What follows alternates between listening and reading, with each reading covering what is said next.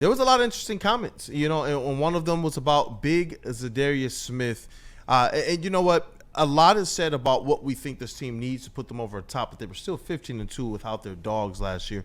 How important is it for the Detroit Lions to go out there and get some more help on the defensive line and free agency, or do you believe they're all set, effectively utilizing the draft and then seeing where they are around trade deadline? You can read the tea leaves on this and say that the bill came due. Like he's Mm-hmm. looking at he's sitting at the kitchen table looking at the bills like, yeah, if we're gonna keep these guys long term, the core guys that they want to keep, we can't go out and spend like we're crazy. You can't have a Vegas weekend knowing that you got to pay your rent and some of the other stuff. So he's being very fiscally responsible about it. And that's what you want to see out of your GM. You would love also to see that he can go out and get some other guys. But keep in mind, you're getting Aiden Hutchinson back. So it's not Yep. a pressing matter that you've got to go and wreck your future.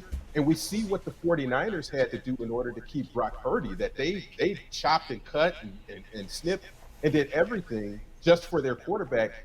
The Lions are already set up for that. But some of the other guys, J-Mo, Kirby Joseph, you got to pay those guys too. So is getting a rush in more important than the long-term future? No, I think they're being very, very prudent with the way they're spending stuff now. Hey, and speaking of hanging on to certain people, J-Mo was brought up by Brad Holmes in his sit downs.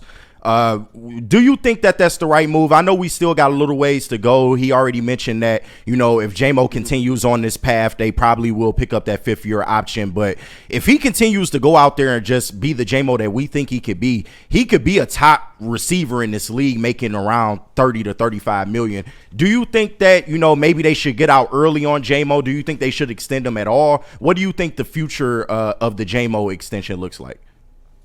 It depends on what that number looks like. It can't be a T. Higgins and Chase sort of situation where you've got two guys that are making close to the same thing.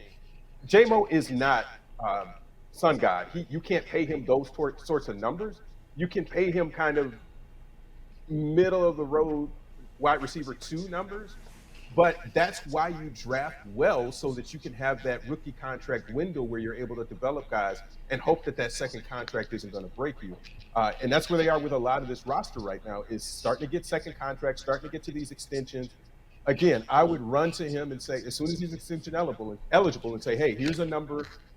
This works because the market continues to expand. The top stars at those positions are expanding that the cap and what you can spend on the cap. You got to be very, very forward looking to make sure that you're not paying too much and that you're getting guys at the right time. Yeah, definitely. And the one thing, the big takeaway for me from both Dan Campbell and Brad Holmes and them giving their media availabilities, it's just how confident that they seem. I don't sense that they're shaking at all, and there's a lot of big decisions that Brad Holmes has on his table. But I just sense that these guys, they have a plan. They understand exactly what they have to execute. They're able to cut through a lot of the emotion that we can't sometimes as fans and observers, because if it was me, man, are you kidding me? My man Big Z showed up looking like the second, coming of Rasheed Wallace He and did. the Buffs. And We the was all bought Detroit, in. and it looked like it just belonged here. I would have been like, lifetime deal. Yeah. But Brad Holmes, obviously with the foresight to understand what this team needs and the way that he drafts, I'm comfortable knowing that no matter what I think, Brad Holmes to this point has proven his way is what's best. Right, and you look at that point, you could have been caught up in the emotion and said, pay that man, give him a blank check and let him write out what he wants. But that's the prudent part of this, is saying, we got to think about the future. We got to think about, if you end up losing Kirby Joseph in order to bring in Za'Darius Smith and keep him here, is that a smart? No, I don't think anybody would say that.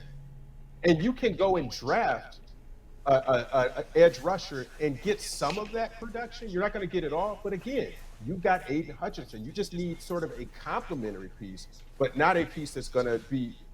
You would love it, but you don't have to have that when you look at the money, and that's important. The other thing that he said was interesting to me was that J-Mo was scratching the surface of what he can be. And that kind of went under the radar a little bit, that if they think he's just scratching the surface of what he can be, then yeah, he's going to be really, really good. And I kind of been, kind of cautioning fans that just based on the moves that they made and them going into the draft, probably will get an edge rusher. I don't know if he'll be a day one starter. However, would you be comfortable in a situation where Marcus Davenport is your starting edge rusher again, and then you have that rookie backing him up? Would you be comfortable with that? I know, but it's a good chance. If you just pay attention to the moves, it's a good chance that could happen. It is a possibility. It's a possibility. I don't love it, but I mean, I know, it is what it is. If you got everybody else back, then you can deal with it. It depends on who that edge rusher is, and if you're able to trade up and get the kid from Marshall or get the kid. I mean, Mike the Green, kid yeah. from Tennessee looks to be pretty good. James Pierce, there yeah. are options there. There are options there where you could really do well. How much do you have to trade up, and am I willing to give up a 5th rounder or something else to move up a few spots to get the guy that you really want? Yeah.